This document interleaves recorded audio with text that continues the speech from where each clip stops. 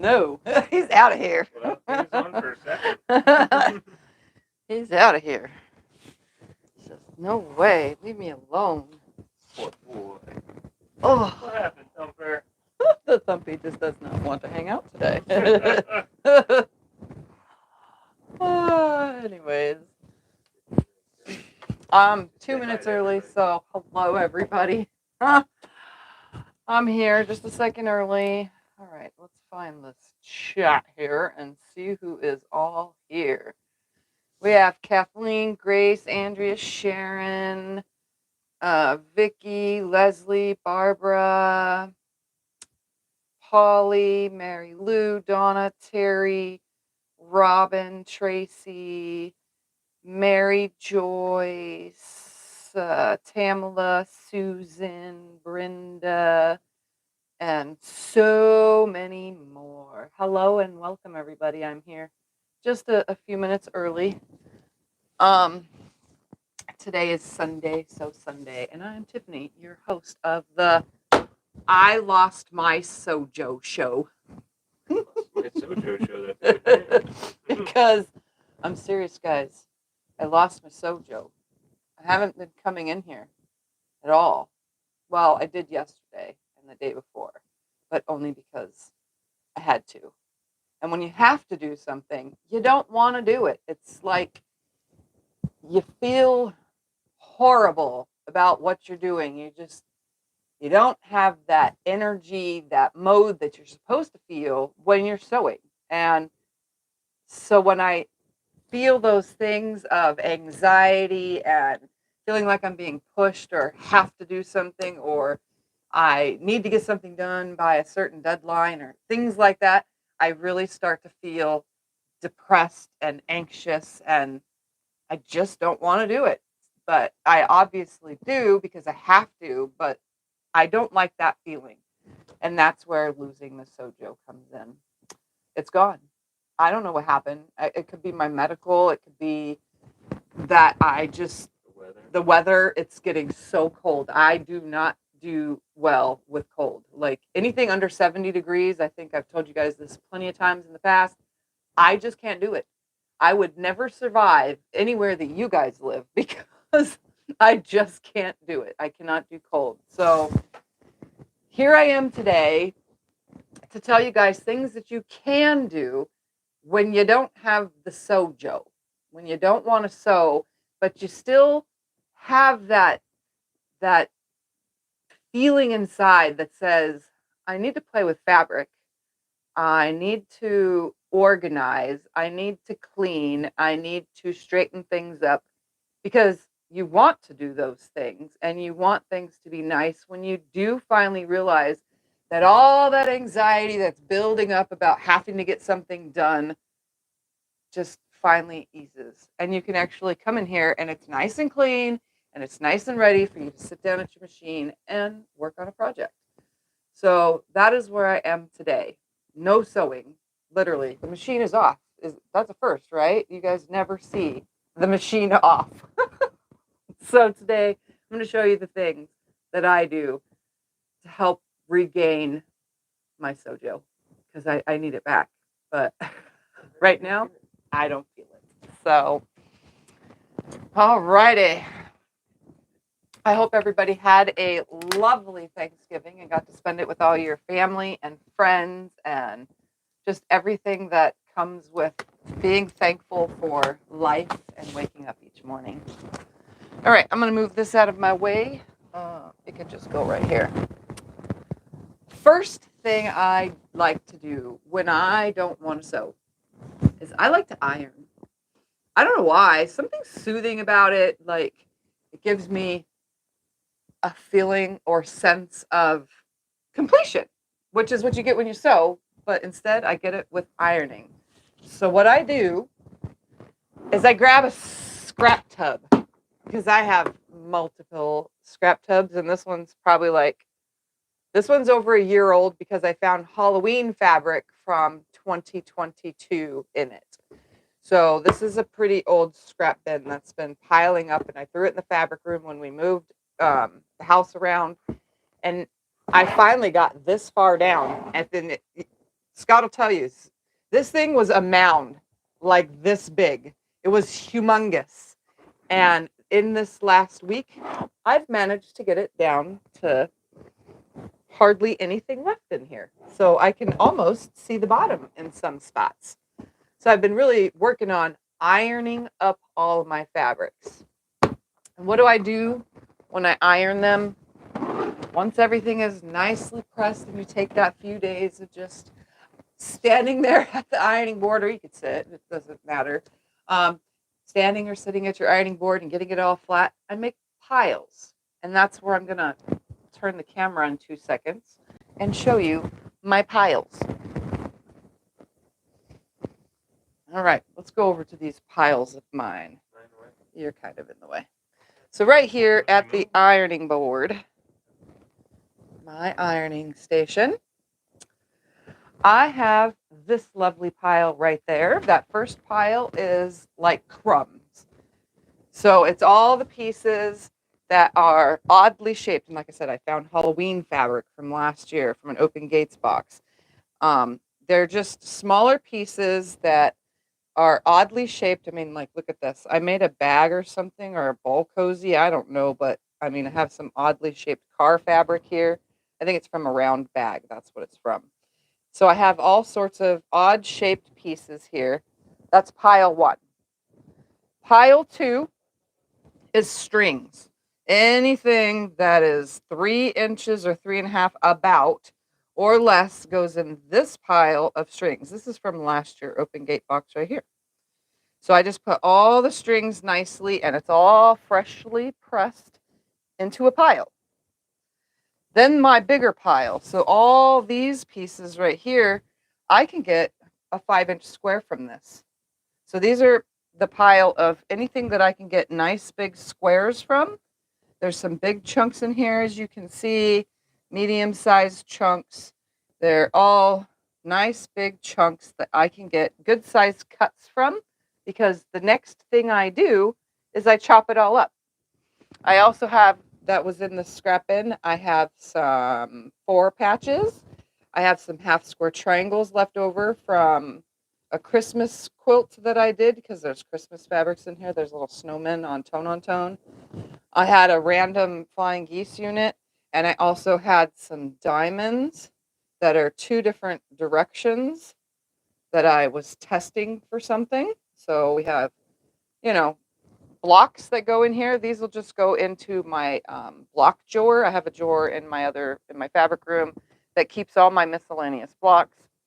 I also had Christmas fabric, and I tried to sew some of this Christmas fabric. I was taking the cutoffs and I was sewing them together into half square triangles like this. And this is when I realized I had, and 4 patches, I realized I had no sojo. I did not want to sew these. I only did because I was trying to get that feeling that I needed, and I did not feel accomplished making these. So for now, I just threw it back here on the ironing board because I was going to make something Christmassy and I just didn't want to. I wasn't in the mood. And then I have scraps where I had them folded like this. These were from another project. These are actually the leftovers from making my friend Ian over at Off Kilter Crafter Ian. I made him a really cool rainbow quilt out of all this, and I just kind of stuck the scraps together and threw them in the box or the tub. So those are just sitting there. I haven't got that far yet, but for now, I did. These piles were like this much taller. I'm getting pretty cleaned up here, and today that's what we're gonna do. We're gonna take. I'm just gonna work on. I think I'll work on the big pile because I was working on crumbs yesterday. Today I'm going to work on pieces from the big pile. So we're going to put the camera back where I usually keep it. And camera's moving. It's a moving. We're going to come up here where you can see me and what I am doing. Here we go.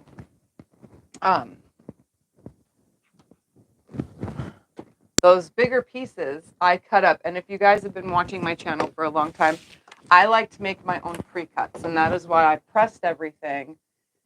Some people can take, and I've done it before, take the scraps like this and sew them together and just make big, huge, scrappy blocks. Sew those blocks together and make a puzzle quilt. I've done that plenty of times. But this time around from this bucket, I'm making pre-cuts. So what I do is I come over here and I grab some fabric. And I grab 2 of the pieces. And this is Salem's Black Hats, Shelley Kaminsky by Henry Glass. Look at that. I'm going to stack these up, selvage to selvage, because that's what looks right. Looks nice and cleaned up. And then I'm going to fold it in half because I'm just using a smaller ruler today. Oh my goodness. My nails are getting long already. And I can't pick up a ruler. What the heck? Oh, there it goes. I'm going to start off on the selvage side. It looks like, ooh-wee, I'm really close. If I have selvage in here, it's okay sometimes, I think. I'm going to just adjust this a little because I want a 5-inch square. And I can see this bottom one is like literally right at 5 inches on this edge. And if I have selvage in it, I really don't care. Oh, Susan, thank you very much. We really appreciate it. It says, thank you for giving so freely all of your wonderful knowledge. Well, I am here to help everybody. All right. So what I'm going to do, like I said, the salvage amount that's going to be in these pieces is literally going to be within the seam allowance if I was to sew them. So I'm going to line my ruler up along this edge. I'm going to line this folded edge right here. I am literally going to hope that it gets all, and it did, it got it all. All right, and I'm going to turn it around. I'm going to line my ruler up because it's a 5-inch ruler.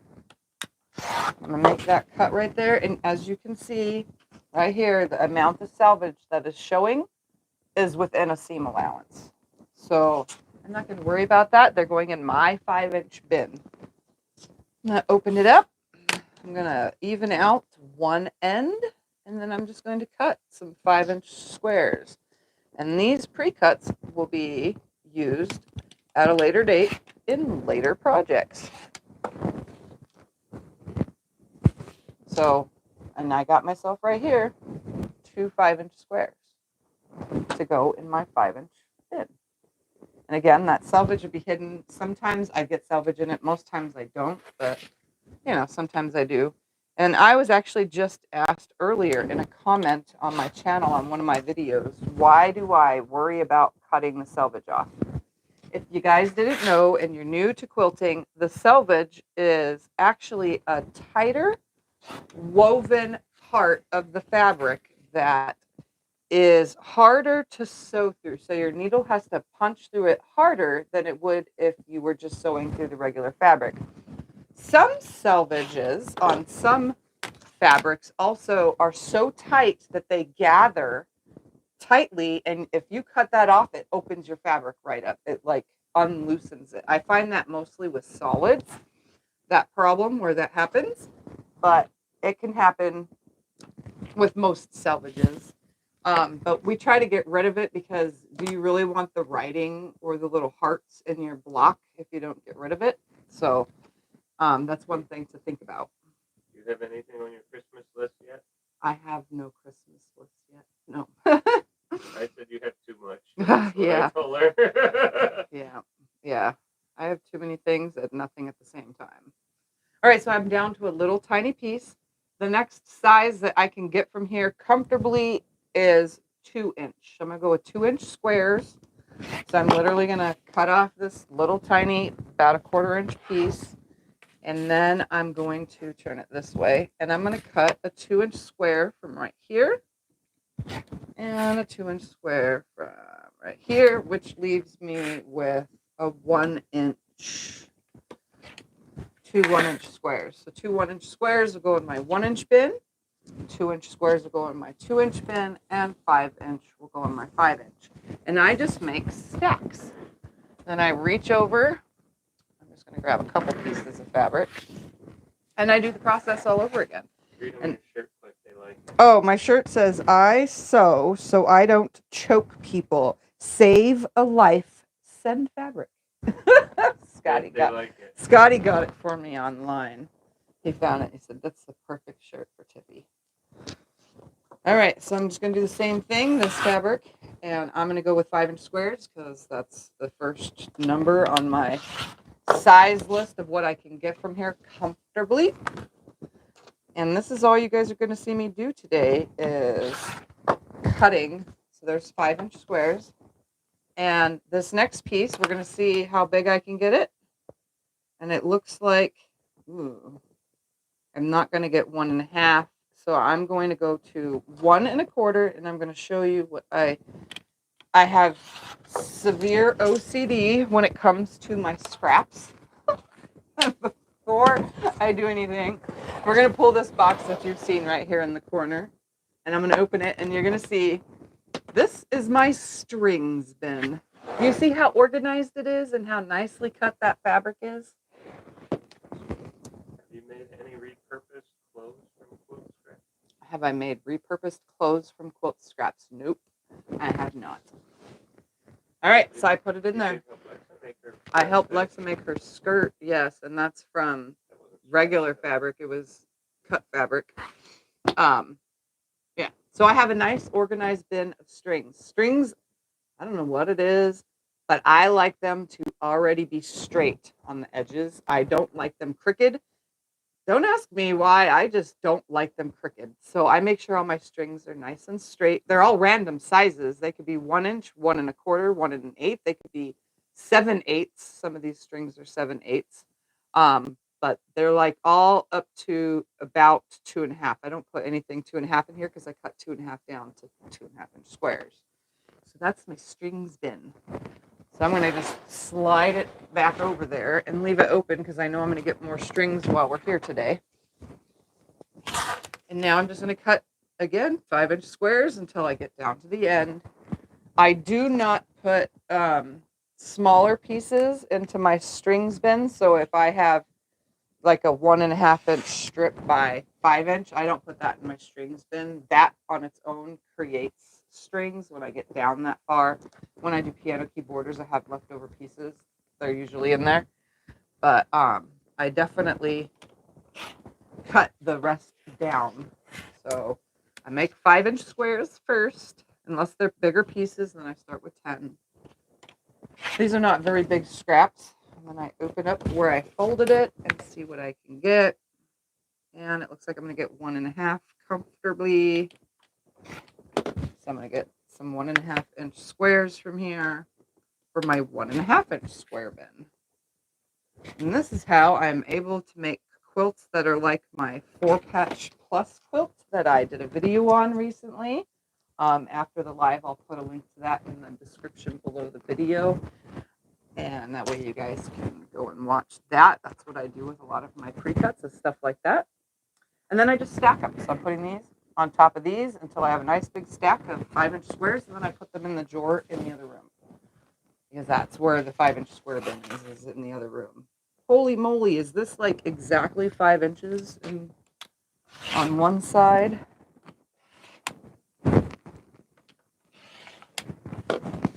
That was 5 inches. So I'll get what I can get from this one. I'll get like 2 squares probably.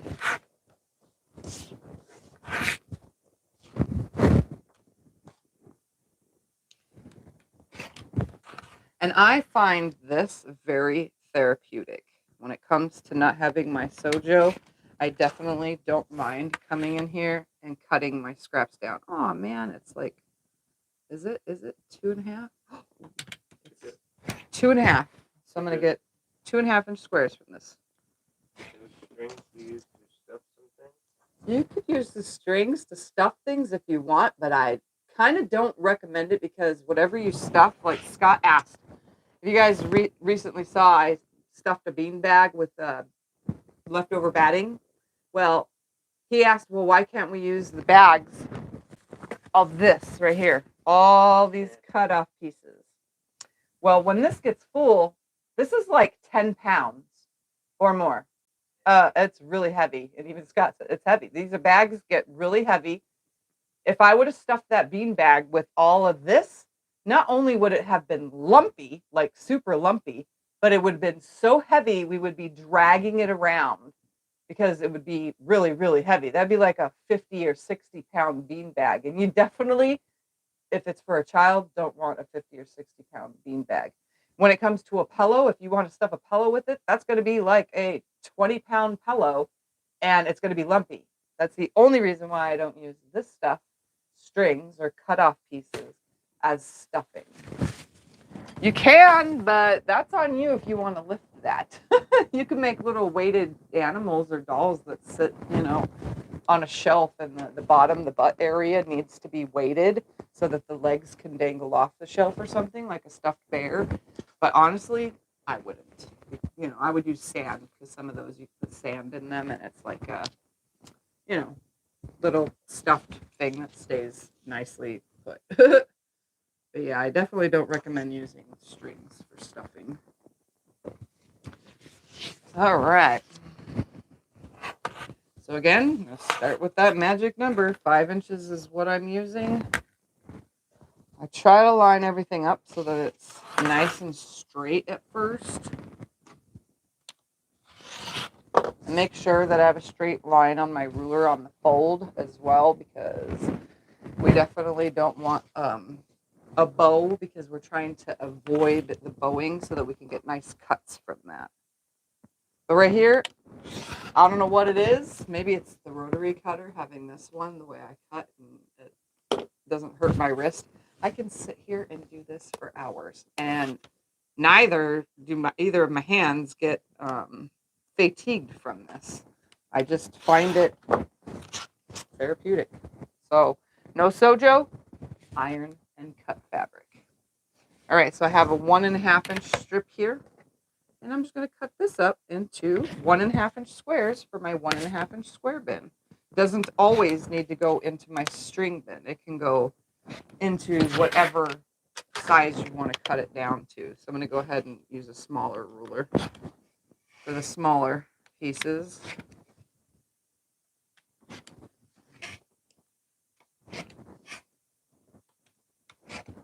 Look at that, one more cut, and then I don't even need that end because it's not anything I can use. I'll just go over there. And I just stack them and make piles until I have a big enough stack where I can throw it in my pre-cuts bin so that I can make anything.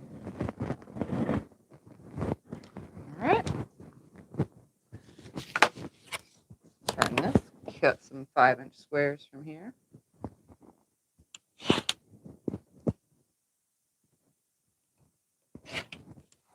There's 2, 4. If I open it, will I get another? Nope. But I will get 2.5 inch strip and a 2 inch strip. Look at that. See? So I just go down and down and down with the numbers until I have no size left to cut. How do you get inspiration or rebuild your junction to fix a sewing room that has been moved and is now a disaster? How do you get, read that? How do you get inspiration to fix a sewing room that has been moved and is now a disaster? How to get inspiration to fix a sewing room that's been moved that is a complete disaster. Little by little. And I'm going to use a saying from Karen Brown of Just Get It Done Quilts, because it's definitely a good idea. Go in that sewing room. Take yourself your standard kitchen timer, because the one on your oven just is too far away and you can't hear it. Turn this on and just let it go for however many minutes. So I put it for 25. Come in here for that 25 minutes. Put some stuff away, clean some things up, organize some stuff. And then the next day, after it goes ding, that next day, come in here again, set the timer for 30 minutes. That next day, come in here and set the timer for 35 minutes. Until each day you've done so much that by that 5th or 6th day, you come in here and you're like, oh, I did that.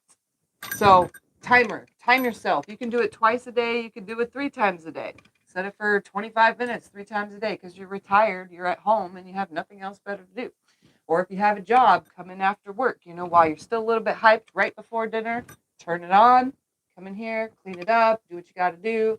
Timer goes off, go cook dinner, feed your family, do all the things that you like to do, and you at least have accomplished something for that day for 25 minutes.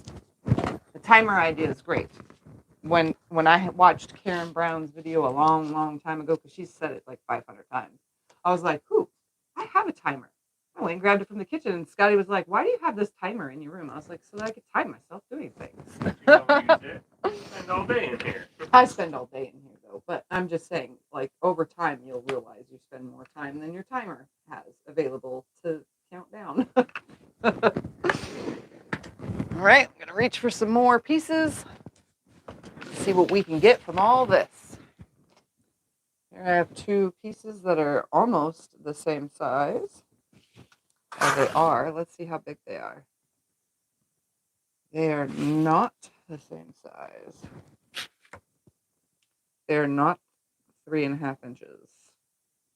So we are going to go down to, what's my next size? I don't have 3-inch squares. That's the only number I don't have is 3-inch squares. I have 1 inch, 1.5 inch, 2 inch, 2.5 inch. Then I skipped 3. Don't ask me how. I have 3.5 inch, 4, 4.5 inch, and then 5 inch. And then I skip all those other numbers because you really don't need them. I mean, for pre-cuts. And I went to 8.5. I have some 8.5 so that I can make 4 time flying geese units. And then I have 10-inch squares. And then there's strings and all sorts of other stuff. So I don't know why I skipped 3-inch, but now, because of all this organizing, I have a nice empty bin. Guess what's going to go in this one? 3-inch. I wish someone would show me how to attach my front to my back in my first quilt and come out all creased on the front. You know, a long arm? Just line it up. But not everybody has a long arm. So you would baste your quilt and smooth it out if you're trying to keep from having creases and puckers and folds in it. The whole question was how, okay, say it again so I can repeat it. How do you attach the front to the back? How do you attach the front to the back of the quilt? Well, you can baste it together with some batting in the middle. So you take the top of the quilt and you smooth it on some batting, and you take your backing of your quilt, flip that over, put your backing on there, and smooth it out with some basting spray, or you can pin it, put those layers together, and then sew. You do your quilting and then trim the whole thing off, making sure that your backing fabric's a little bit bigger, trim the whole thing down. If you're trying to do it where your quilt top and your quilt back get put right sides together, and then your batting is on the outside of that, so all the way around, leave an opening, and then when you get to that opening, stitch it, pull all that through, turning it right side out, and have your 3 layers already put together, where you have no binding. That's a pretty easy method, but you still have to smooth everything out before you do that, because or else you're going to have puckers or anything when you go to try to quilt it after that. So there's many different ways. I have videos, they're older videos of basting quilts on the floor and or however you do it before you, because now I long arm, so I don't have to worry about that. My long arm kind of does the stuff for me. I load it on there and I smooth it out and do the things I need to do quilting wise, so I don't get puckers or anything.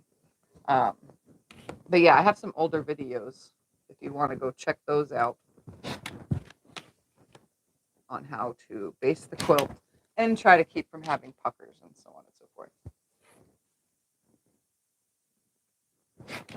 All right, so I got some 3-inch squares from that, which are my first. Look at that, because I never had any. And then from here, I have enough to get 2-inch. Oh, I have 2 inches worth. Okay, turn it to the side. Get 2 inches off of that and 2 1-inch squares to go with it. Look at that. 2-inch pile, 1-inch pile, and now I have a 3-inch pile.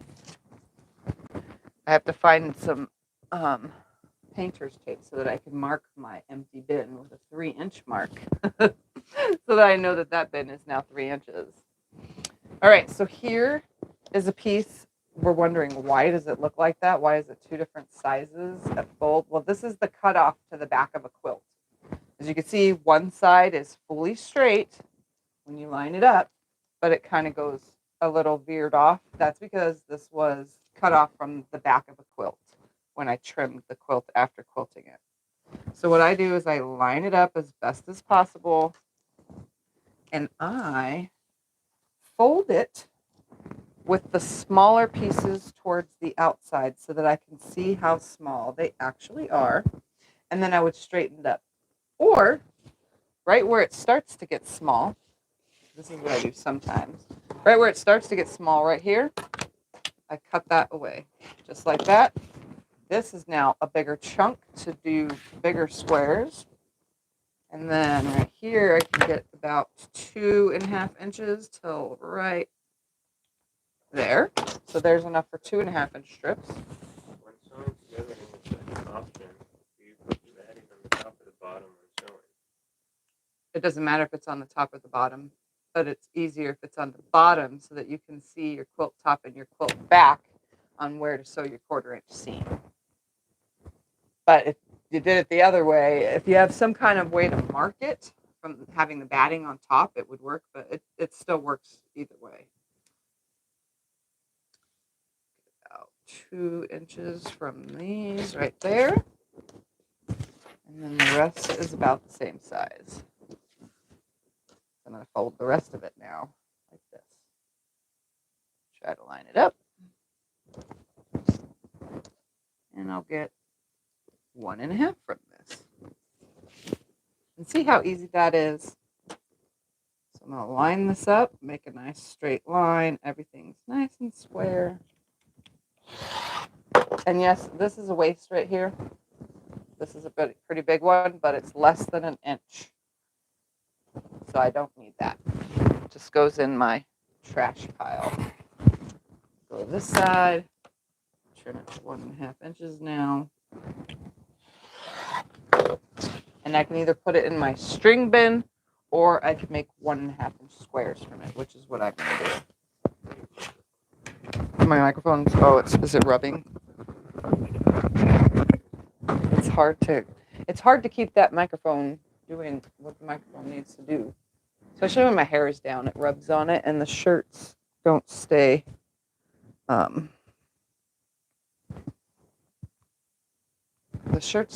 flat on me.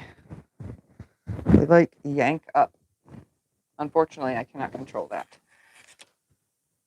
All right, so I'm going to cut that off and make 1.5-inch squares for my 1.5-inch square bin.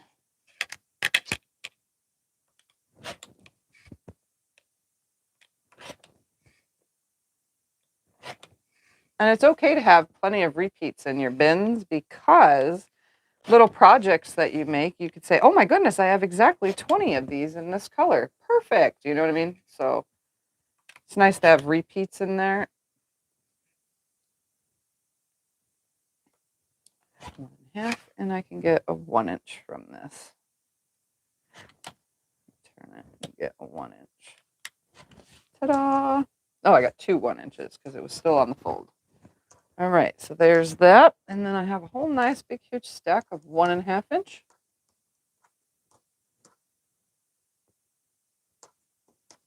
I just stick it up there with my pile. This next one was 2-inch. If you make a quilt that you sew inside out and then turn right side out and sew closing, how big can that quilt be without it being quilted? Then you wash it, it doesn't bunch up. It still has to be quilted. You still have to tack it down, tie. You can do like a tie quilt that way. You can tack it down with some tack stitches on your sewing machine. I've done that before in a video. Showed you how. But you can make a queen size quilt that way. As long as you smooth everything out and pin it and keep it nice when you're before you flip it, you can do whatever size quilt you want that way, as long as you do some tack stitches or something after the fact. You know, get some tack stitches on there or tie it with yarn. Do some tie stitches every 4 inches or less. Okay, so I got 3 2-inch squares. And I'm going to get 1 1.5 from this to go with the rest of the 1.5s that I have already made. This piece is going to get 2.5 inch, because that's about what I have here. So I straightened out one side, straighten out the other, and then come in with a 2.5 inch ruler and make these cuts.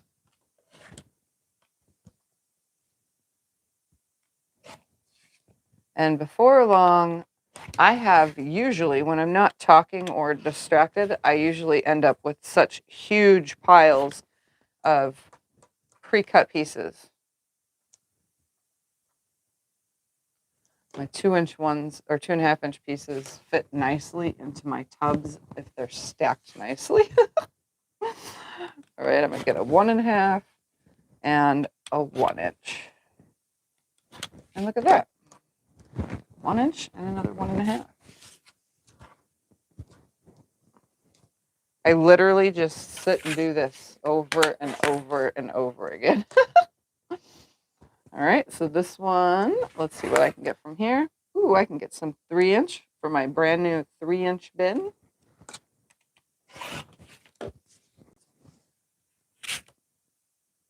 Because I never had one. I still don't know why I didn't have 3-inch. And I used a lot of my 3.5 inch to make my hand sewing quilt, because that hand sewed quilt that I did 3.5 inch squares. I figured that was like the perfect size for the length of how long I wanted to hand sew each block. Is this 1 inch left? No, it is not. So that's garbage. So I get the most use out of all the fabric that I possibly can. All right, what do we got here? Got a couple pieces. This was left over from the back of the quilt because there is still batting and stitching on the side right here. Oh man, it is right at 5. Are all these right at 5 inches? Okay, let's see. Let's make sure that I just do them one at a time. That way I get... Did you quilt your hand sewn quilt yet? No, I have not, because it's just now winter time and I will be hand quilting it. So now that it's winter time, I can sandwich it and get it ready to be hand quilted. Because it's nice to be covered up with a nice warm quilt. And I'm going to be doing big stitch quilting. I have tons of thread to do it with. I hope I have a needle that does for big stitch quilting.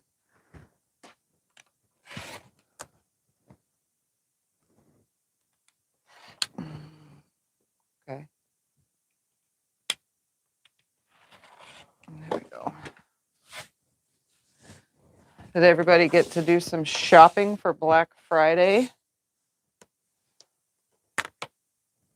We went out and went shopping to JCPenney's to try to find me some pants. So when I go to Virginia and North Carolina in February, that I have pants that fit me to cover my cold booty. But guess what? I couldn't find it. I don't know, some of you might, but I don't like pants that go up above my belly button, especially jeans. It feels like I'm being crunched, you know? So I did not find any jeans. I found a pair of black slacks, which are nice, and they do not go above my belly button. So I got those. Other than that, I didn't find any other jeans. We went to Walmart, and all they have is high-rise, like literally high-rise skinny jeans. I don't want to squeeze into high-rise skinny jeans. So Yeah, my pants trip. I'm gonna have to go to the thrift store instead, and just get some thrift store pants, because that's where I'll find all the other cuts that you wouldn't find in the other brands that Walmart and JCPenney and stuff sell. All right, got some 5 inches there. But yeah, if you guys did do your Black Friday shopping, I hope you guys checked out uh, Connecting Threads for sales and how much?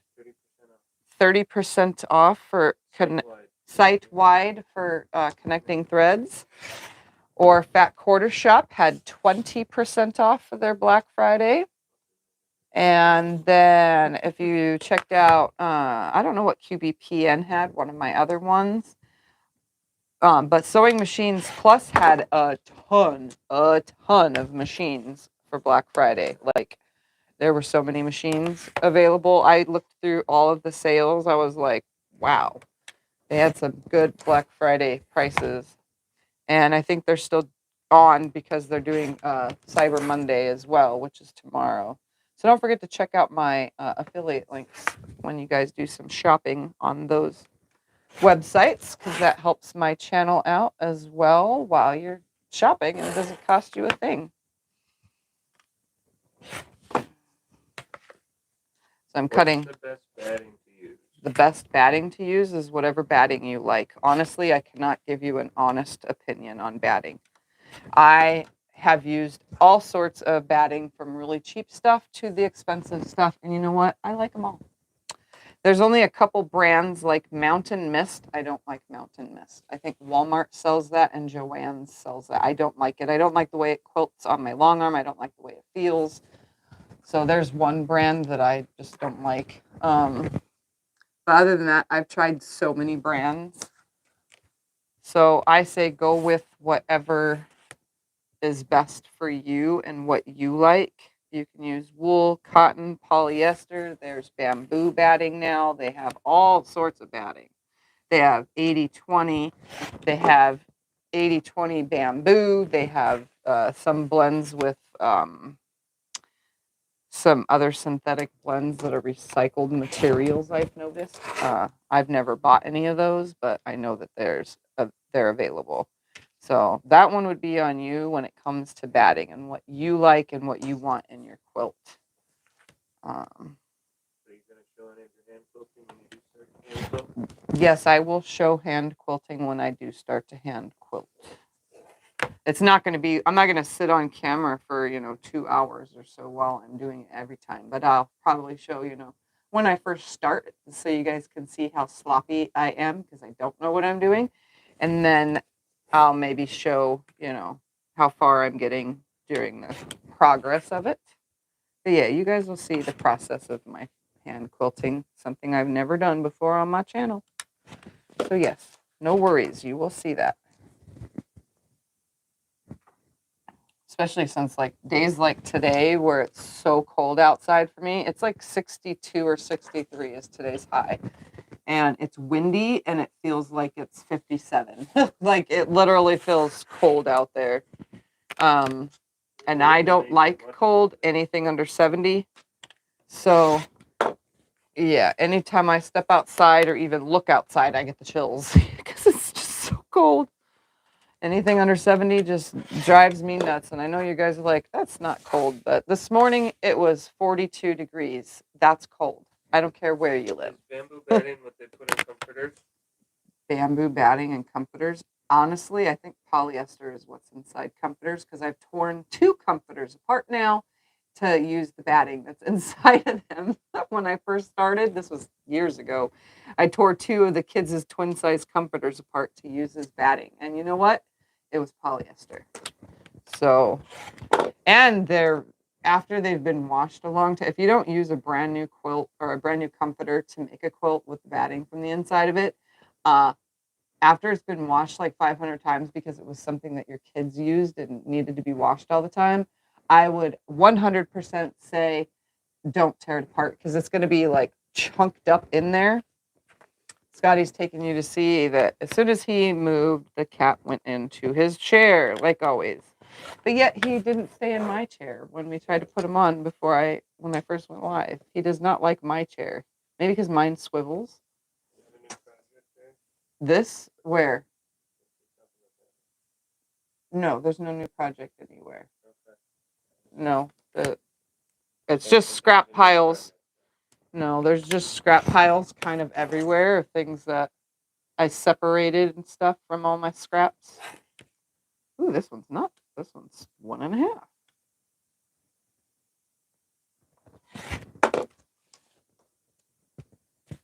Nope, I just have scrap piles everywhere in here. But my sewing desk behind you, that the one that has the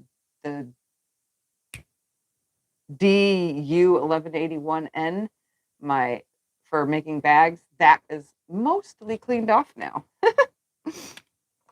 There's still a bunch of junk on it, but it's not horrible. If I wanted to sew on it, I could just like swipe that stuff out of the way and sew.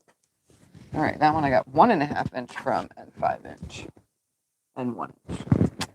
All right. Oh, this bin gets so heavy.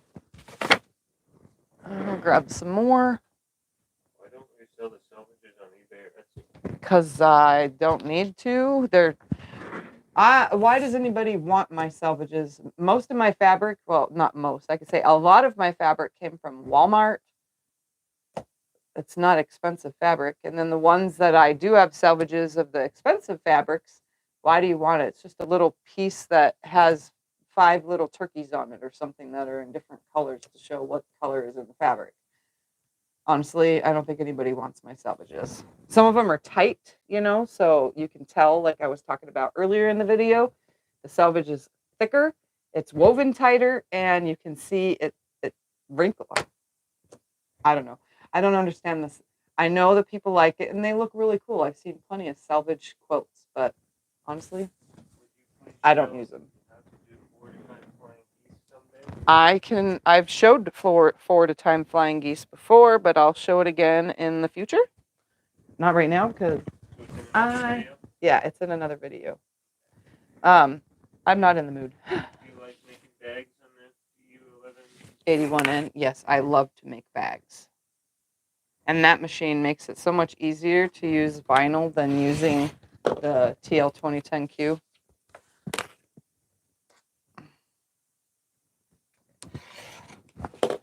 Alright. That's 5 inches. I'm getting a lot of 5 inch squares from this because all these pieces were 5. This must have been like border fabric or something. So I'm literally just barely cutting off wrinkles in it. I'm going to stack them all up so that I can cut them all at the same time. I can get a bunch of 5 inch squares. I've used this color a lot in a lot of my quilts.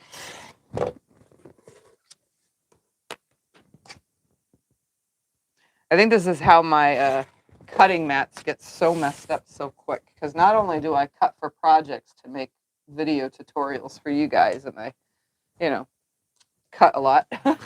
I do this when I, don't want to sew. I don't have the gumption to sew is the word. It's just not there.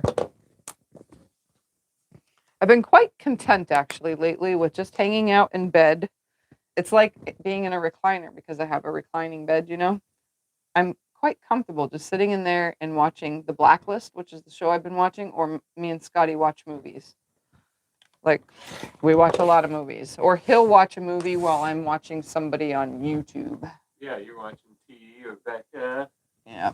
Not even watching the movie. Yep. I hang out on YouTube.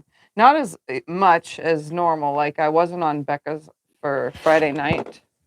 I wasn't on her live because I just wasn't in the mood to sew and I didn't need to watch sewing. Sometimes my sojo even takes away the want to watch sewing videos on YouTube. Instead, I'll watch stuff like, landscaping and time lapse, things like that. All right, I got a bunch of 5 inch squares there. 5-inch square pile. And let's do some, oh, there's not 1.5 on that one. Let's pull that away. See what we can get from the rest of these. 1.5. This one is 1.5. And this one is probably not. This is going to be some 1-inch ones. And yes, I purposely cut 1-inch squares. Why? Because I can.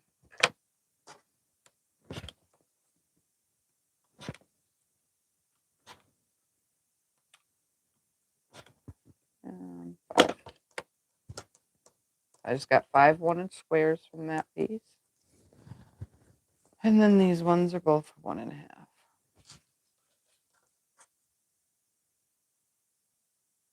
Just going to stack them up.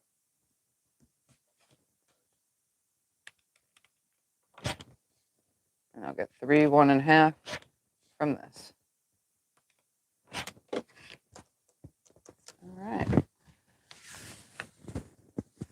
What do we got here? We got another solid.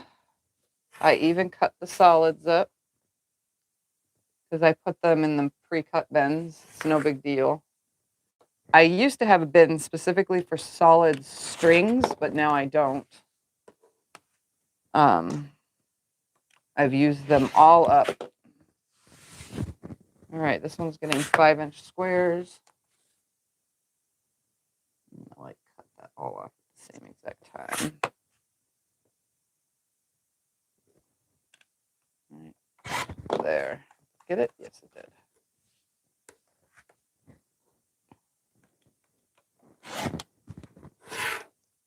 And there will be one more available right here. Look at that. Or 2 more, because it was folded in half. I got some 5-inch solids. Go with, if I run out somewhere and I know I have 5-inch solids in my 5-inch drawer, I can just grab them and say, oh, yay. You know, they're already cut for me. And then some 1-inch squares. I try to keep these 2 rulers here because I can do everything with these 2 rulers. Pretty much. All right. Here we have pieces like this I come across that have, you know, they're sewn to one another. So what I usually do is I cut the sewn end off. So I cut that off usually, and then I stick.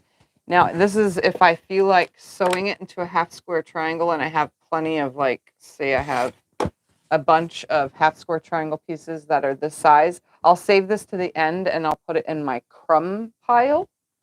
That way that can get used and it'll be in my crumbs. Because one of the other crumbs could possibly be a half square triangle that's exactly this size. So I make quilts like this. If you have watched my videos and you've seen my Strings of Illusion quilt, I've made 2 of those now. And then I've also made a quilt called the Ultimate Strings Quilt. All these quilts have videos where I utilize my strings bin. Like, fully utilize it. I make all of those quilts. The Strings of Illusions are queen size quilts. And the Ultimate Strings quilt was a king size quilt. I have made crumb quilts, but honestly, I don't really like piecing crumbs. I do. I've done it plenty of times, but I like strings. I like strings and squares. But I really like using strings. I like making string quilts. So I don't really keep crumbs per se. And I have a subscriber that is now 13 years old that has been following me for a very long time, since she was like 7 years old or so. She was really small. She is actually the recipient of crumbs. because she is making a crumb quilt. So I send her my crumbs. But yes, my youngest subscriber has been getting my crumb pieces. And they go to good use because she likes to sew them, and she sews with her grandma. And it's adorable, especially since she's been following me for so long, you know. And she's probably here watching right now. She just doesn't talk because she's a minor.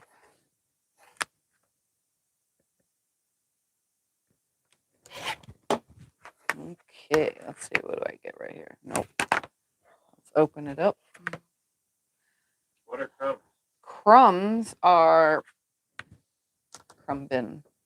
I have a crumb bin somewhere right here to show you fully what crumbs are.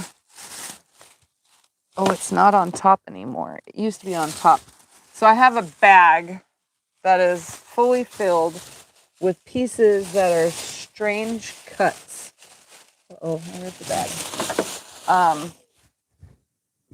If you weren't here in the beginning when I was showing my piles, crumbs are this right here. So they are just pieces that are in random sizes, random shapes, just random little cut off pieces. Oops.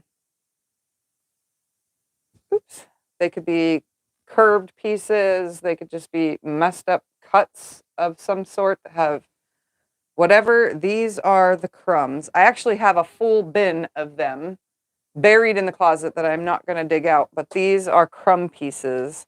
And most times I cut them down, but if they're too crummy or messed up, I stick them in my crumb bin and I send them to my youngest subscriber. Can anyone send her their crumbs? Anybody could, but I don't think Grandma has enough room in her apartment for as much as anybody would send. So, yeah, and we're not going to give her address out, so. All right, so I'm cutting a 4.5 inch square from that because I haven't been cutting any 4.5 since I've been cutting all these. So I'm just gonna move my piles over to make room for a 4.5 inch pile.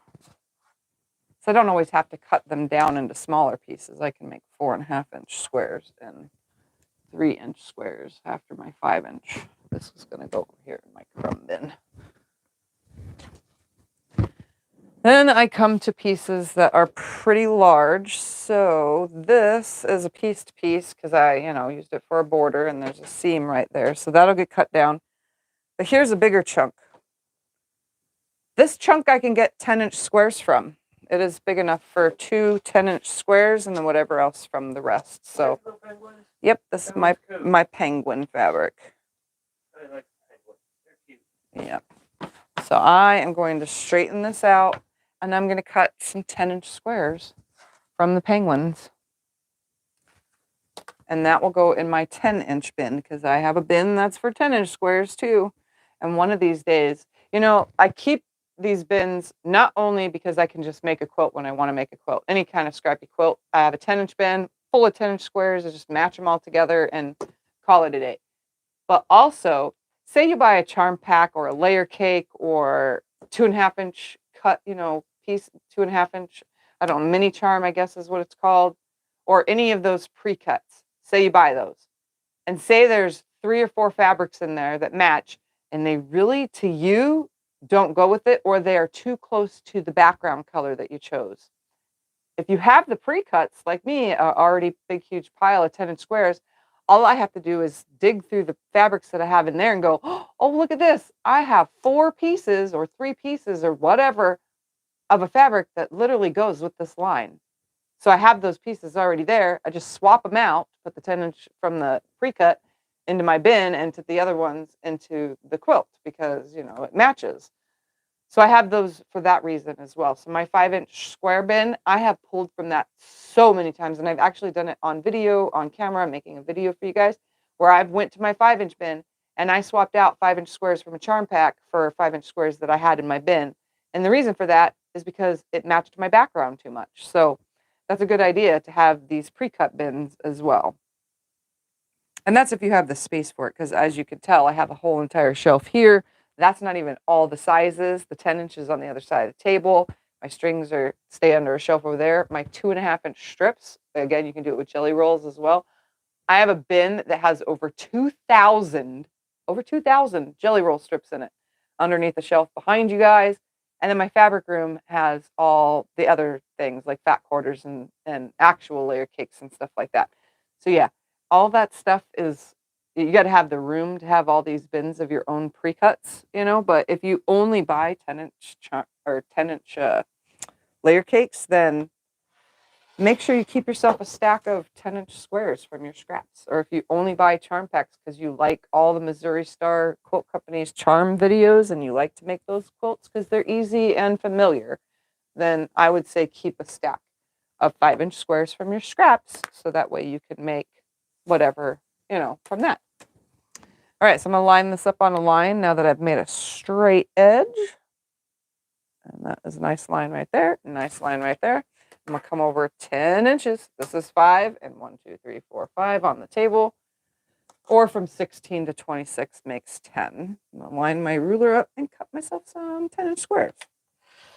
Because I think these cute penguins, need to be 10-inch squares. It works out perfect. I'll line that up. And I'm going to move that to the side real quick. Turn this around and cut 2 10-inch squares from here. And it works out great.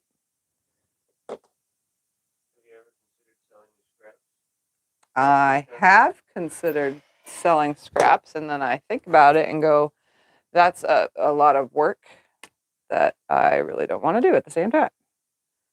I've also thought about, because I pre-cut all my 5-inch squares. I literally have now, I'm on drawer number 2. I have one big, it's a dresser unit that's pretty big. It's a plastic one. I'm now on drawer number 2 filled with 5-inch squares. There's thousands of them. I've thought of making scrappy 5-inch square stacks to sell to make a little bit extra money, but me and Scott would have to lay out all the colors so that we can grab one of every single one and do stacks of like 50 or something, or however much would make a whatever size quilt. That's a lot of extra work. So we just sell the quilts. It makes it easier that I make from them. All right, so after my 10-inch squares, I'm getting 3-inch squares from this. So my 3-inch bin is going to have some lovely little penguins in it. And then I have 1-inch, which I'm not really going to get. Ooh, his face will come out really good right here. Yeah, I'll get a little face right here. And then that's going to cut into that face. And then that has, whatever. All right, so there's some 1-inch and some 3-inch. We're going to keep those nicely stacked because I don't know how they're going to fit in the container just yet. And then my 10-inch square bin is on the other side of the table. So for now, it's just going to go right here. All right, what can I get from this one? 3.5. Look at that. Let's see. Can I get 4? No, can't get 4. Let's do 3.5. How far over is that?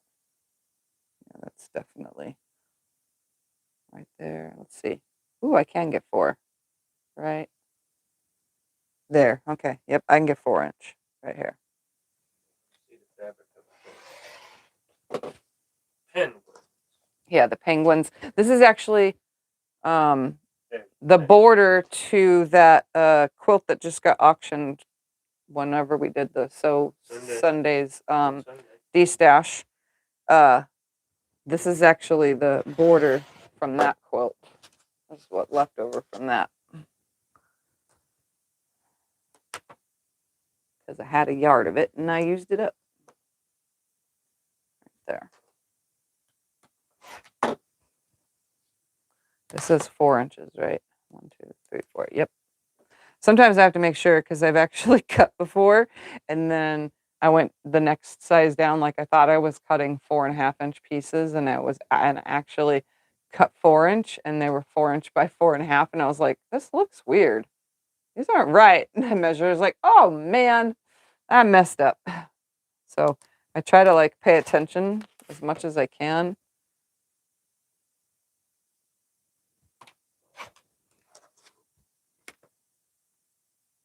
I try. Doesn't always work out.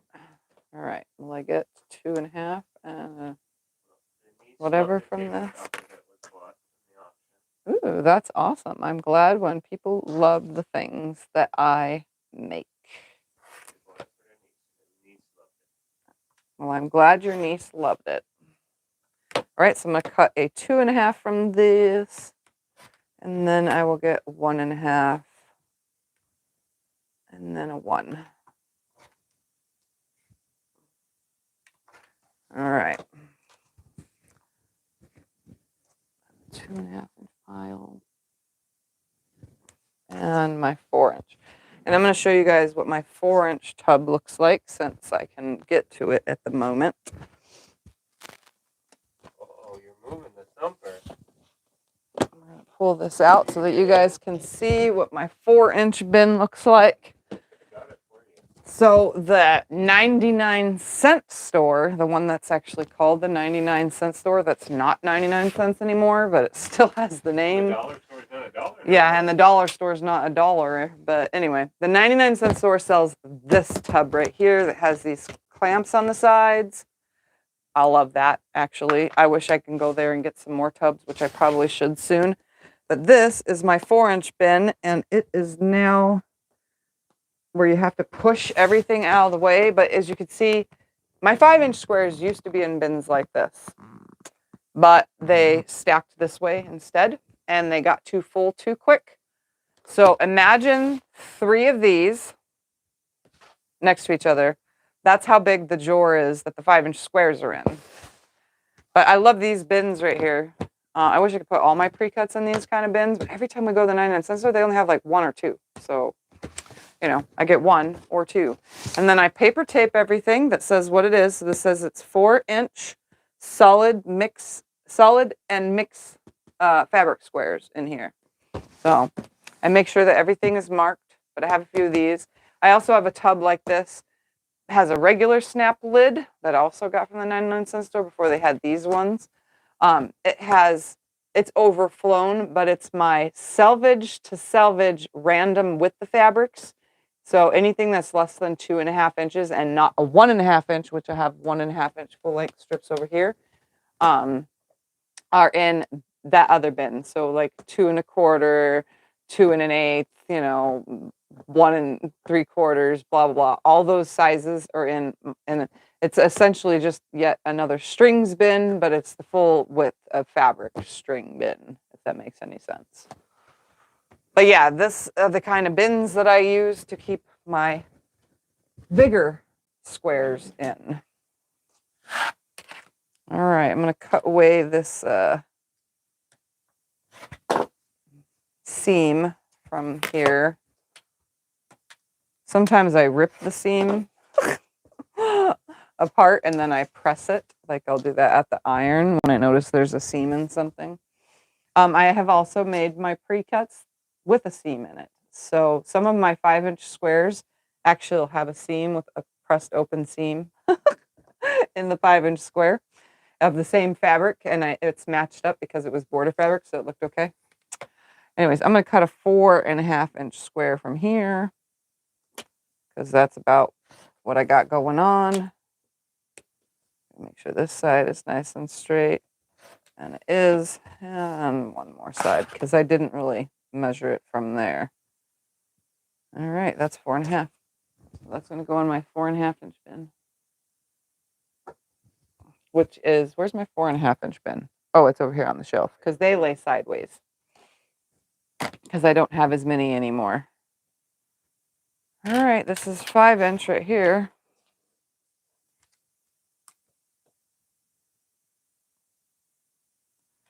I didn't have to cut that other one the way I did, but we'll get a 5-inch from here real quick.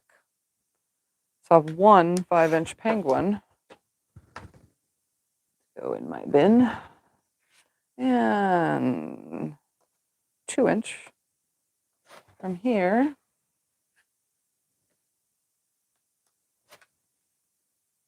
Like I said, I could sit and do this all day long. Like, seriously.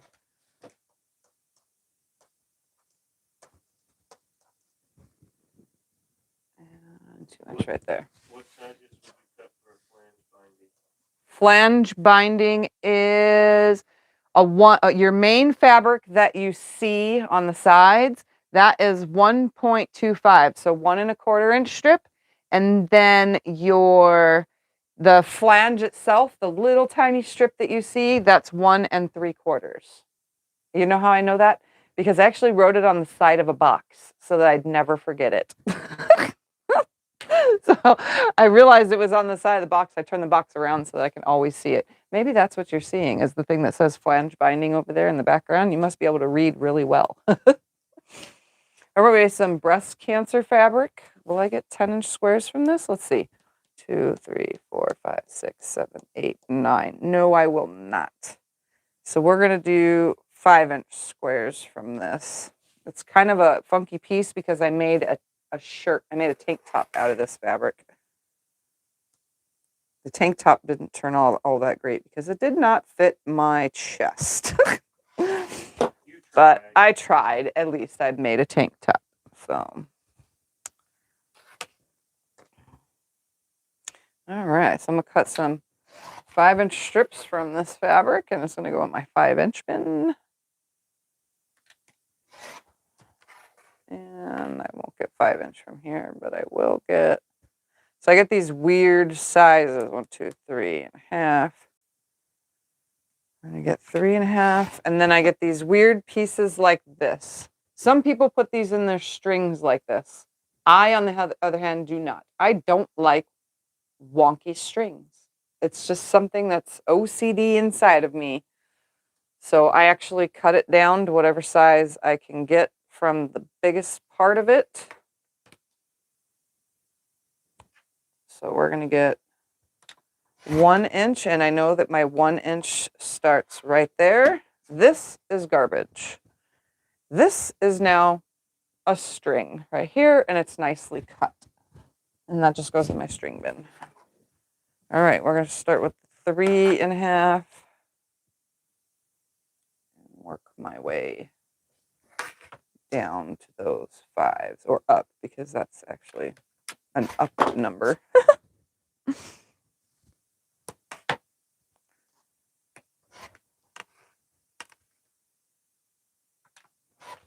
Let's see what I can get from this last.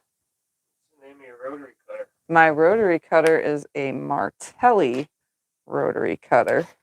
This thing is amazing.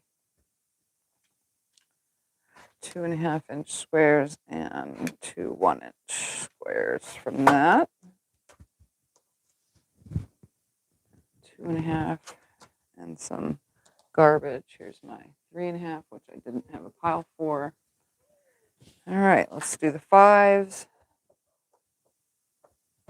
I'm trying to get the most out of the fabric, so I'm going to adjust it to where both of these funky edges are getting cut.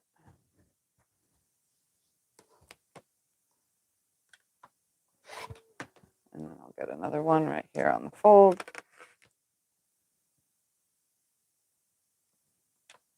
All right, so here's some 5s. Let's cut this one. And then we'll worry about those smaller pieces in a second.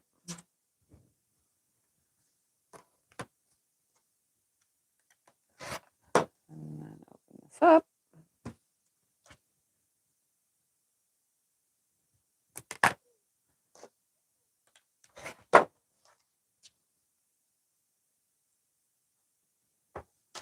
That goes in my 5-inch pile.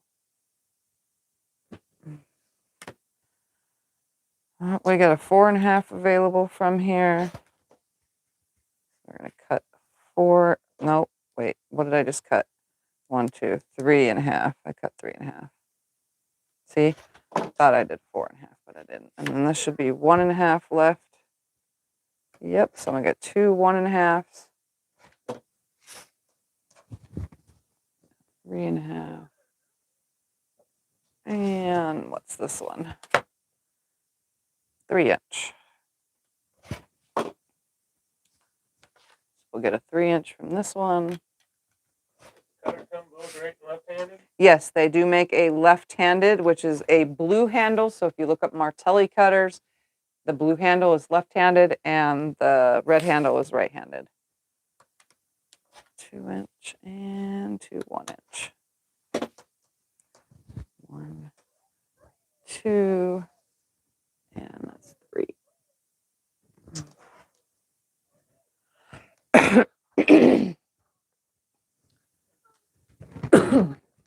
Excuse me.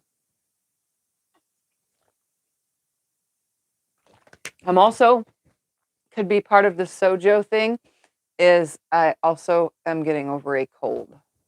So now I have that last part of the cold where you have the drainage and you're constantly having to clear your throat. That's the last part of it, you know. Anyway, yeah. All right, let's do this scrap. Same fabric, just different shape. So again, I'm going to start with 5-inch because that's the first size I can get from it. And if I can't get right here, I'm going to line up a second ruler and I'm going to come up to that and then cut. And just watch your fingers when you do that because, you know, you got to be very careful. Okay, straighten this side out. And I can get a little piece from this right here. So there's a funky shaped piece. I could actually get, let's see if we can get a 1.5-inch square from that. 1.5. Nope. Can I get a 1-inch? Yes, I can. I can get 2 1-inches.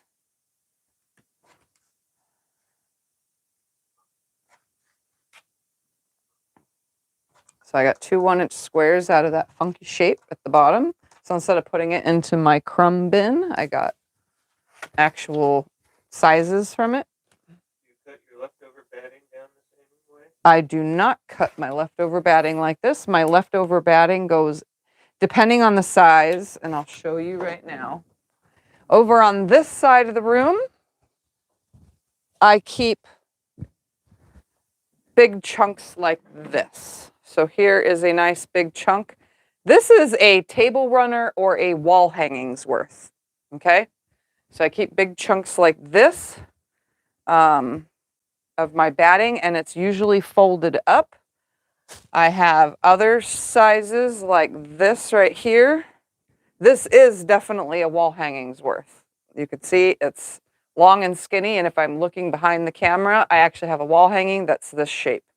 So I save chunks like this, and I do that in the 80/20s and in the cottons and in the polys. And then little chunks I keep on this other side of the room. And I'll pull it out so you guys can see. The littler chunks go in this bag right here. And I keep this because I cut these down, and this is how I filled the bean bag.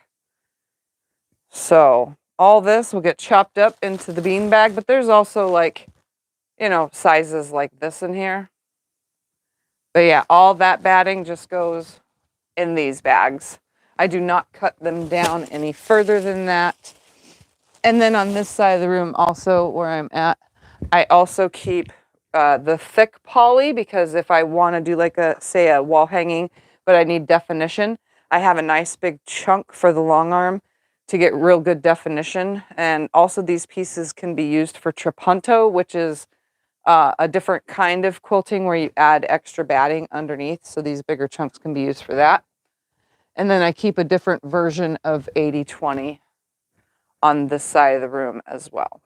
So these are just table runner sizes on that side over there because when I kept them over there, it was an avalanche. So I put them on the other side. I used to Franken piece batting. I only do it to cotton now. And instead of sewing it, I use Heat and Bond Easy Seam Tape. You can find this on Connecting Threads. You can find it on Fat Quarter Shop. You can find it at SewingMachinesPlus.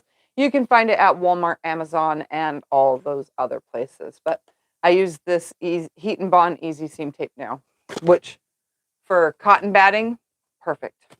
You just iron, you cut the pieces nice and straight next to each other, butt them up, and then put a strip of this and iron it on, and it holds perfectly. I've never had a problem quilting through it or nothing. So I buy the big rolls. You ever had the spring on the cutter fly off? No, I have not had the spring on my Martelli cutter fly off. I've taken it off though when I fully cleaned it, but I've not had it like fly off. 3.5. Cut a 3.5, and then I should have 1.5 left. Yep, 1.5. Oh, he was attacking and wants to be on camera? Yes. Hi, Thumpy. Do you want to cut some fabric with me? Huh? Well, I tried to eat Daddy's arm. Hi. Hi. You want to purr for everybody? No? You're going to be quiet? Earlier, he was purring, and it was so loud, it was like echoing in my bedroom. All right, this I'm going to get 2-inch from. I'm just going to line everything up and get 2-inch squares. Yeah, you can sit down finally. Yay. All right. I'm going to switch to the smaller ruler and cut 2-inch squares from this. So I just get whatever size I can from all the fabric. And this helps me. This is so therapeutic. I don't know, some people might not like it or whatever, but for me, this works like great. This helps me, I don't know, get ideas and get that sojo back, which is what I'm missing, and we need to find it. Do you put that stuff on both sides of the batting? No, I only put it on one side of the batting. I put it on the smoother side, not the pokey side. Because if you didn't know, there's a smooth side and a pokey side to batting for right side up and right side, or wrong side down. Wrong side is the side that you can literally see the pokes have come through, and the right side is the side that you could see the pokes look flatter. I know it sounds weird saying that, but that's how it is. I could probably hold it up to the camera so that you guys can see, because I'm talking about it, and some people don't know if you're a beginner, so I will remind. I could tell right off the bat. All right, the lighting is on this just right. So here is the right side of the fabric, or the right side of batting. So this is the side you want facing up towards your quilt top, because the needle punching, when they put the cotton fabric together, pokes in that way. So when you look at the wrong side, you see all those speckles? That's from the needle punching of putting it together. So it's rougher. It's little lumps, and you can feel it. It's definitely feelable on most batting, most cotton batting, you can feel this. And on some 80/20s, you can too. So that's the rear side. That's the side you put facing down, especially if you're long arm quilting. And then this side, the smoother side, is the side that's up. So this smoother side is the side that I put the seam tape on when I tape the batting pieces together. This is the side I put it on because it's smoother. Let me grab an 80/20 so that you can see on an 80/20 the wrong side and the right side. Ooh, I have a little scrap over here. All right, so here is 80/20. You can see on 80/20, this is a smooth side. Okay, we're going to take this piece and flip it around, and you can see this side. Get that lighting to show. You can see those pokes. They're not as hard feeling on this brand per se. Some brands you could see it, but if you look at it with the naked eye, and if it would focus rightly, see those little holes? You can actually see them. So you can see this is the side that you want your quilt top touching, and that is the side that you want facing down on the quilt. And you can feel it. You know, this is a very soft 80/20 right here. This one feels amazing. This one is soft, whatever side it's on, honestly. So this one, I wouldn't really worry about it too much as the other ones. But when you're free motion quilting as well, your needle is poking down into the fabric. So you definitely want from the top of the quilt touching that softer side so that needle goes through that better and comes out the pokey side instead of trying to poke it the opposite direction.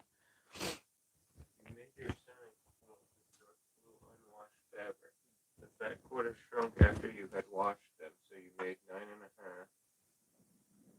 blocks or rectangles. Did you find that two different fabrics puckered after washing? No, and I can grab my son's quilt so that you guys can see it's been washed hundreds of times.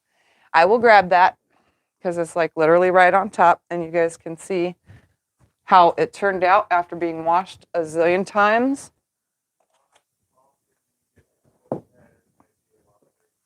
How often do I get a quilt pattern idea while cutting scraps? All the time. And I'm just going to bring this in here. He was older, obviously, but if you guys didn't know, Cyrus is my son who passed away. So this is who the quilt that this belonged to. You guys are asking about the puckering. This has no problem. So this fabric right here is what she's talking about. All this was washed. The fat quarters had to be washed. My son had to have them. So the blue is not washed, and you can see it's shrunk evenly. The quilting was obviously kind of tight, so it gave it that really cool wave look as it wrinkled. But yeah, it turned out perfectly fine. And again, it's been washed several times, and you would never know that this was the pre-washed fabric and this was not. It comes out exactly the same. And people ask me that in the comments all the time about pre-washing fabric. I have never had a problem mixing pre-washed with not pre-washed. The only thing that's different is sometimes pre-washed fabric kind of lays a little bit flatter, especially if you starch it. And the unwashed fabric will get a little bit more of a wrinkle. You can see it in the fabric, but this one, for an example, is exactly the same. So these weren't batiks, actually. These were regular fabrics. This was a regular fabric line, and Cyrus just had to have it. He was like, "Oh my God, I want that, Mom." So he spent all that time putting all the squares together that he wanted and said, "This is what I want, make me a quilt." And I said, "Okay." So this is his quilt. But yeah, it was both pre-washed and unwashed. And it came out just fine. I've never had a problem.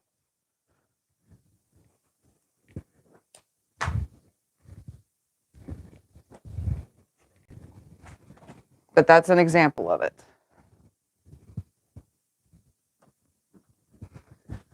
Whew. Oops. What do you want, kitty? What size is the smaller ruler?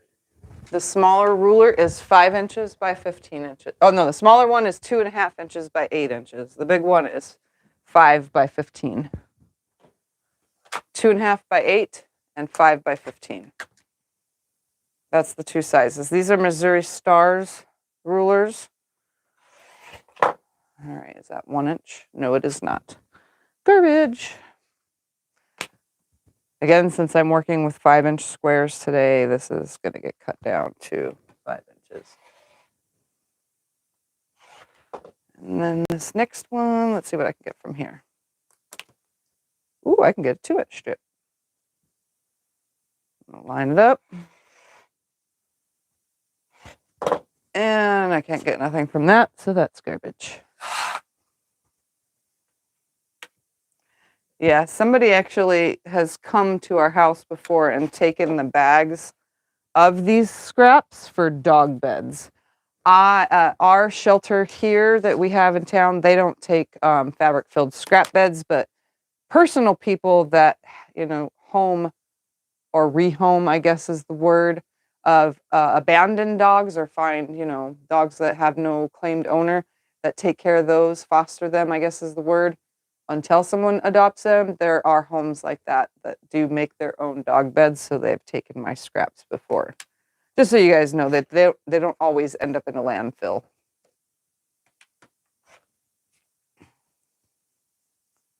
I'm cutting 2 inches right now. Oops. I let the ruler slip on that one.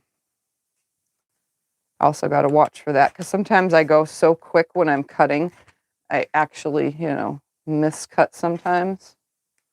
So I've wasted a little bit of fabric before. And sometimes I've had like things like this, like here's a butterfly. If I cut 2 inches, I cut a wing off.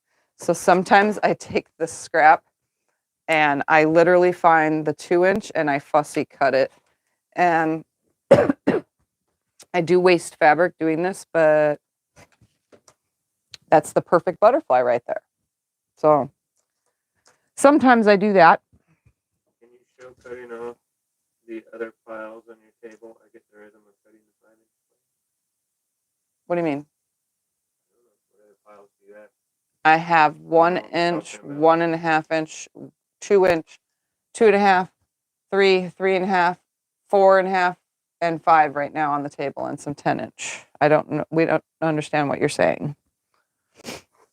Okay. Right now, I'm just because the size of these scraps, I'm cutting them into 5-inch, and then whatever I can get from it.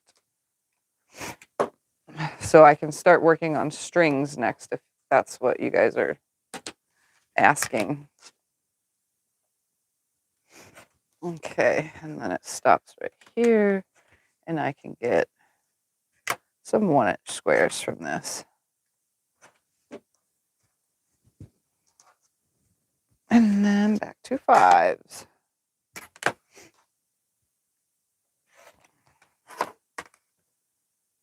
she wants that one on the ironing board. I don't know which one on the ironing board, what can be seen from where the camera is.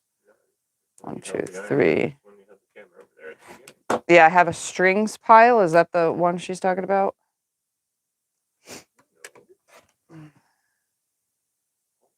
1.5. I can work on a different pile. All right, 1.5. I don't remember if I said that was 3.5. Yes, it is. 1.5 and 5-inch. So I also have my strings bin, my strings pile. I'm just going to grab a couple of them. They're all sizes here. So for strings, some of them are already like fully a good size string right here. So this right here is totally even on both sides and it doesn't screw with my OCD, but I can look at it and see what size it is. It looks like it's 2.5. And if I do cut this into 2.5 increments, I'm not going to get each hat in it. So instead of cutting it, I'm just going to fold this one up and stick it in my strings bin. All right. How big is this room? My room is 9 by 10, right? Or is it 10 by 11? I think this one is the 10 by 11. The other one's 9 by 11.5 or something like that. All right, this one is a 1-inch string. So I'm going to make it a 1-inch string purposely. And it's just going to go in my strings bin. So it's nice and straightened out, as you can see. And I just keep them folded in half because my bin isn't very wide. And I just stick them in there. This one will probably get like a little bit bigger than 1 inch. This one's like 1 1/8. And that other side was already straight, so it'll just go in my strings.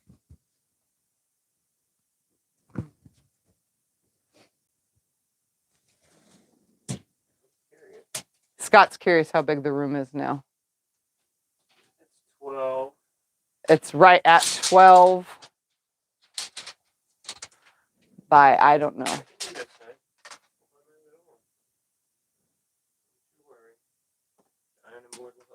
The ironing board's going to help him measure. The ironing board will help. So it's probably 10 by 12 then. That's 12 by 13. Oh, it's 12 by 13. Oh, I thought it was smaller than that. There's 2 kids in there. And it had 2 girls in here with 2 full-size beds. On one full-size bed on one wall and one full-size bed on the other side.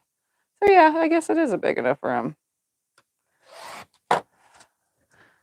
Now, if I could tear the wall down between the rooms and we just had a 2-bedroom house, I would have an enormous room. Have you used denim with spandex fabric? I would like to use my old jeans with spandex in it. You can use denim with spandex fabrics. You can use whatever you want to make a quilt. There is no rule on the kind of fabric that you can use to make a quilt. Just remember, anything that stretches, when you're sewing it with your domestic sewing machine, you might have some stretching or pulling or dysmorphia of your squares. They're going to start going funky. So you need to watch out for that. So I would suggest using some kind of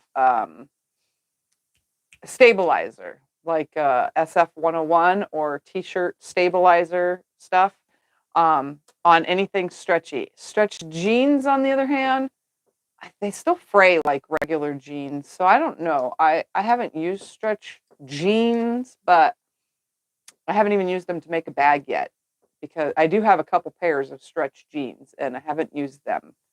So I'm unsure how that would work, if you should stabilize them or not, because jeans are already kind of thick. So I don't know if I would put stabilizer on them. I would just be super cautious sewing them. Or if you have a serger, I would make the quilt using the serger. That's a good idea.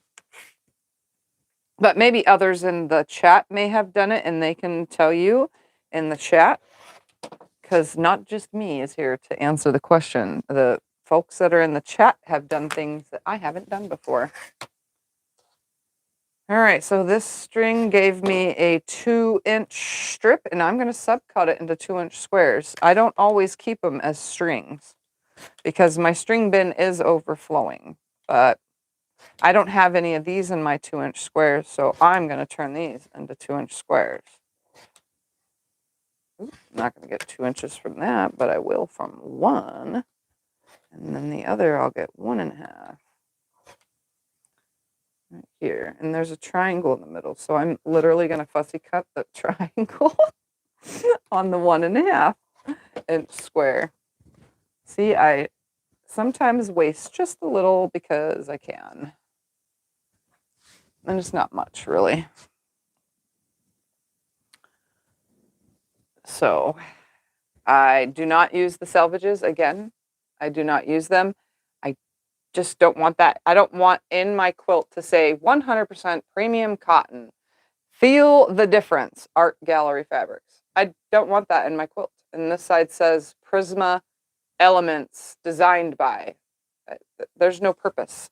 And honestly, you're going to lose some of that because there is not a 1/4 inch between the bottom of the writing and not either. So you're going to lose what it says as well. So honestly, I do not see the salvage being needed to be in anything.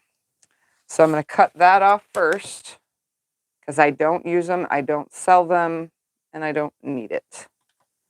And this will go in my strings because this I'm only going to get 7/8 from.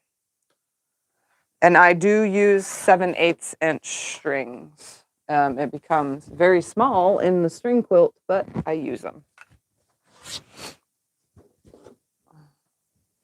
This one I'm probably going to only get 7/8 from as well.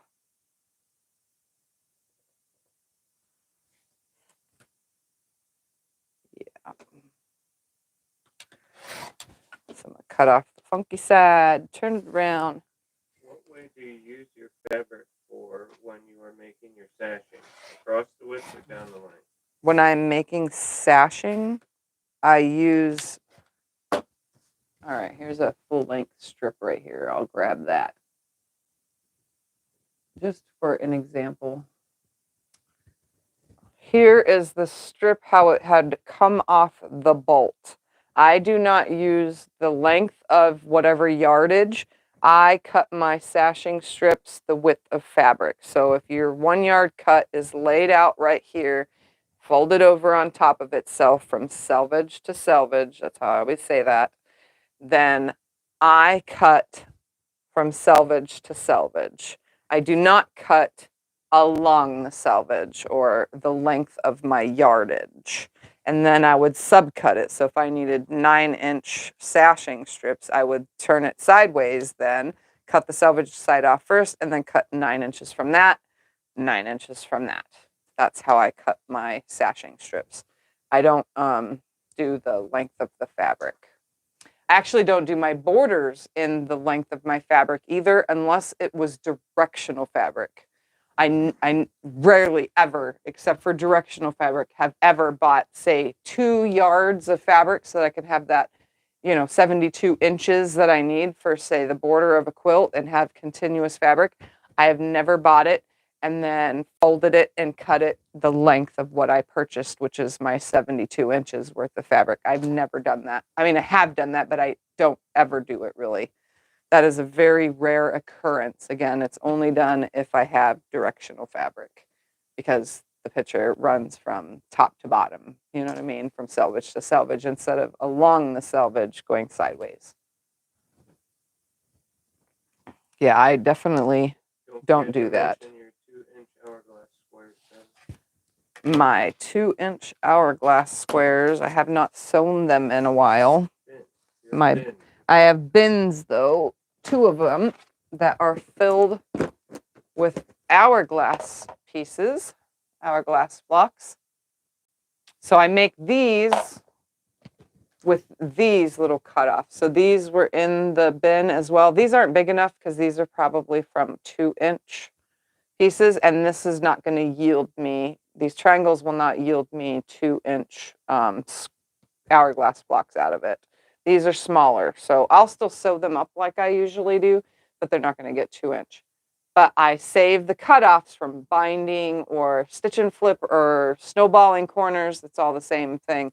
I save all those triangles, and instead of going back and sewing another 1/4 inch of seam or 1/2 an inch away from the original seam to make your stitch and flip or snowballed corner, I actually cut them off completely and then I sew them into hourglass blocks because I'm going to be making, after they're sewn, I'm going to trim it all down to 2 inches. I got 2 bins of this. There's a lot here, but not enough. I don't have enough yet, but I'm going to cut them down to 2-inch squares and I'm going to make a 100% fully scrappy hourglass quilt.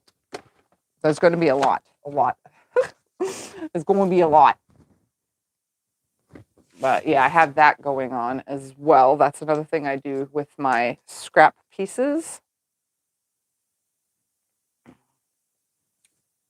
So I don't know if you guys know this, but some salvages, I don't know if you pay attention or you can tell, some salvages have little pokies through them. 2 actually, so 2 rows of a pokey that runs all the way down that. Sometimes those pokies are like, so I don't have another piece right here that has the selvage, but sometimes the selvage is like 1 inch. It's been like 1 inch. And then those little 2 pokies run another inch from that. Like they're really far in. I've had some fabric that it's been like all the way to this side. Here's the selvage. It's been all the way this far in. That's a lot of waste. So I've allowed those little pokies to be in because I'm going to quilt the quilt anyway. And if I see those while I'm quilting on the long arm, I'll actually quilt something that lands in those pokies. Smart idea, right? But if they are not that far in and say they're right here next to the edge, but it's a fabric that it's not 100% noticeable, I actually will cut just the selvage away. And if some of those pokies land in the quilt, they land in the quilt. But I don't purposely, like I'll go right up to it and see what I can get. But if they land there, they land there. So there's like 3 or 4 I can see just from this top part, And I don't think I'm going to get 3/4 of an inch from that. We're going to have to pull this back. That's not enough right here. We're going to take this ruler and go, where is it stop at? Right here is where it stops. So I don't need that.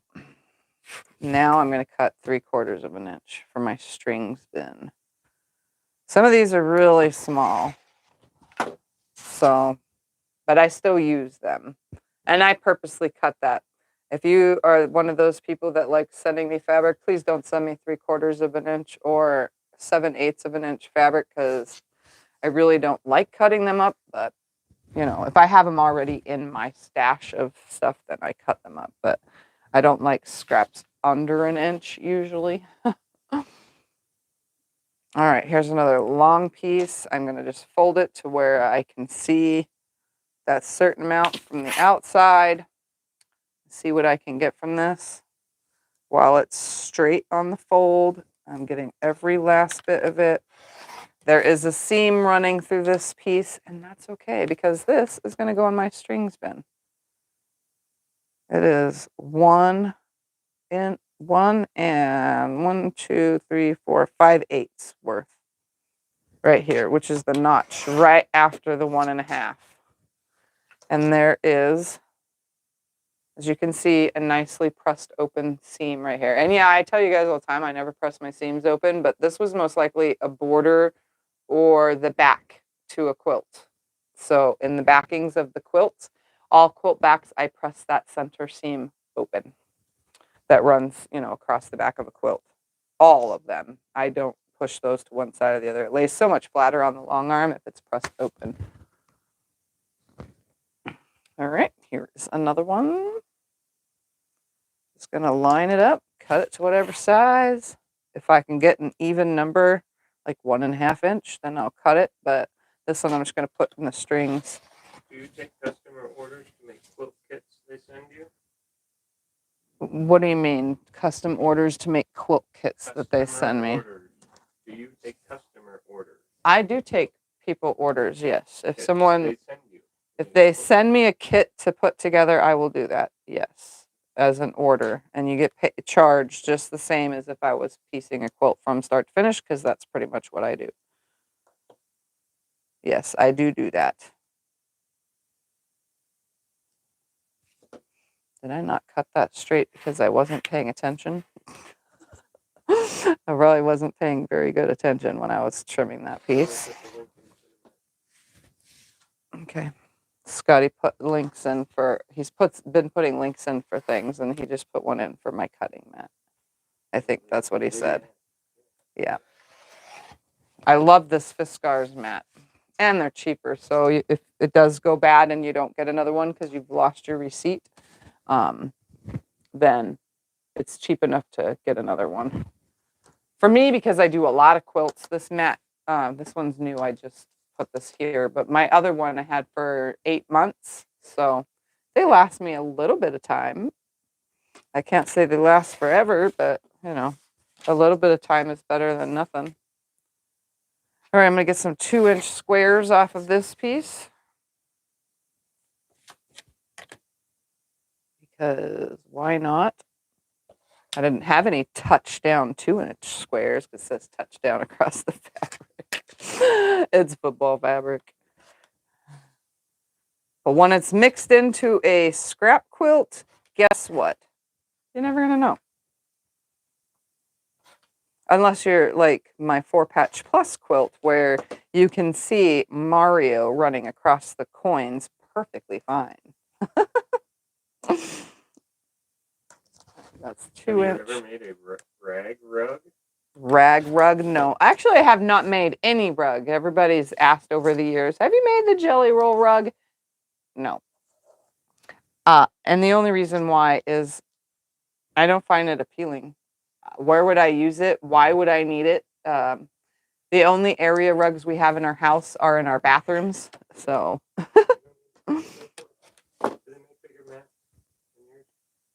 They do.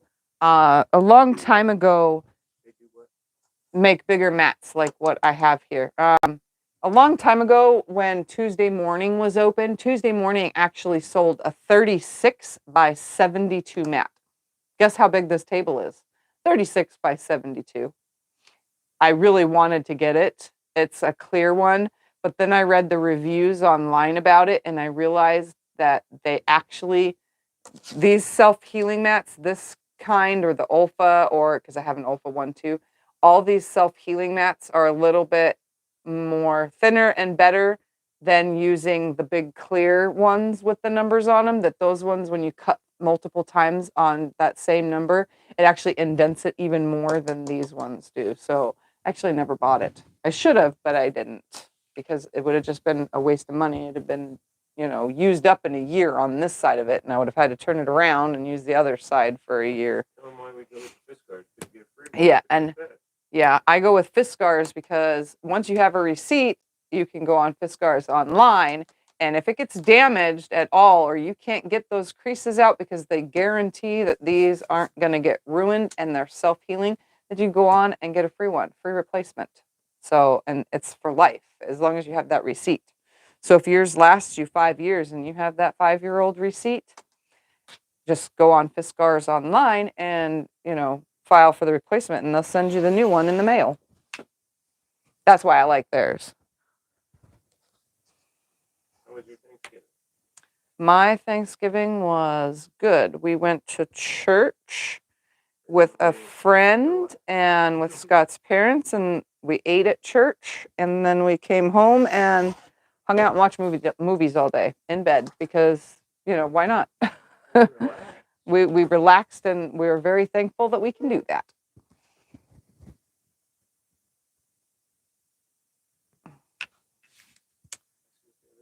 Does anybody have any more questions or anything? Because I think it's about time I put some of these away, and then you guys can watch me do that real quick. So here's my 1-inch tub. I just take my pieces, I throw them in here. I literally just throw them in here. Here's my 1.5-inch bin. I take the 1.5-inch ones I've cut, and I just throw them in there. There's no sense of order in those drawers. My 2.5-inch tubs are overflowing and the lid is breaking as we hang out. 2.5 ones are overflowing, but I still go ahead and make them because you never know when you need a 2.5-inch square. And I have 3 tubs of these. And then here's my 2-inch that we cut. I put my 2-inch away in my 2-inch bin. We have, I think, a couple 3.5-inch right here. Those are in this bin, which is pretty much almost full because after I made my hand-stitched quilt, I still kept cutting pieces, and I filled it back up again. And then what's the next number? Our 3-inch has not been marked yet, so for now, they're just going to lay in here, and I'll mark it later. Then we have 4.5-inch. These go in sideways like this. So they're just laying sideways because I don't have another one of those clip tubs, which I should get from the dollar store. Of that. And then 5-inch goes in the other room, and the 10-inch squares are in front of Scott. So he'd have to dig at them to get them. And then when I'm completely done, I just put what I haven't worked on to the side. Put the lid on my string bin. It's nice and flat in there. And that's now closed up. I'll put my rulers over to the side, close the rotary cutter. And the last thing I do is make sure that all the scraps landed in the tub, and I push it down. And then I am all cleaned up. Yes. Yeah, I don't know what it is elsewhere, but the one that comes with a ruler and rotary cutter is like $46 or something like that. $32 at Walmart. Yep. All right. Any of those questions? Any questions? My sashing is not laying straight. Am I cutting the fabric the wrong way? I usually cut them across the fabric. Should I do it the other way? Try your sashing the other way, yes. If it's not working the way you're cutting it, then try it a different way. And if it is wonky, you might want to check your cuts maybe and the markings on your ruler and make sure that they're right. Obviously, some rulers are different than the others. Even, I can show you guys this, even the exact same Missouri Star rulers from the same exact company, if you line them up, then, if you line them up exactly, flat to flat, the markings are off literally by, I call it millimeters, but it's probably not even millimeters. They are a hair off from side to side. They do not match up. If I lined these rulers up with a Quilter's Select ruler, which is my other favorite brand, they don't line up at all. These don't line up with my Fiskars rulers. And if I stick it right here on this mat, the weirdest thing is it lands within the lines. This is a 5-inch ruler. It's supposed to be 5 inches on your mat from black marking to the center of each black marking. And if I line this on here, perfectly square, it's actually on the insides of the black markings and not on the center of them. So you can tell all rulers are not made the same. Every ruler from every company is just slightly different. They're never perfect. They're laser cut and they're laser marked, but not every laser and not every marking is going to be the exact same from each company to company or computer system to computer system that prints out these rulers. So expect ever so slight numbers to be off. So make sure you check that and use the same ruler. If you start out using this ruler with a project, I highly suggest you use that same ruler through your whole project. That way every number comes from this size and not 5 different rulers worth, if that makes any sense. So hopefully that helps. Anything else, Mr. Scotty?